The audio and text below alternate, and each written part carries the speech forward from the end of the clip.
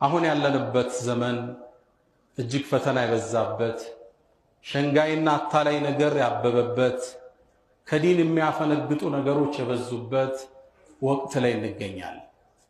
ታዲያ በዚህ ወቅት እግራችን ቢያዳልጠው ስተት ብንሰራ ብዙ አይገርምም።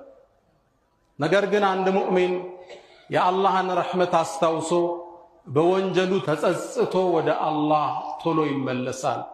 በሩን ያንኳኳል፣ ተማጽኖን ያቀርባል፣ ወደ አላህ ይሸሻል። ፈፊሩ ኢለላህ፣ ወደ አላህም ሽሹ። ሁሉን ነገር ስትፈራው ከሱ ትሸሻለህ፣ አላህን ስትፈራው ወደሱ ትሸሻለህ። ፈፊሩ ኢለላህ፣ ወደ አላህ ፈጥኖ ይመለሳል፣ እዝነቱን ያስታውሳል።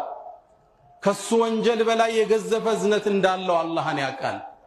ሁሌም ዜማው ይች ነች፣ አና ሙዝሊሙን አና ሙኽጢኡን አና ዓሲ፣ እኔ አመፀኛ ነኝ፣ እኔ ወንጀለኛ ነኝ፣ እኔ ተሳሳች ነኝ።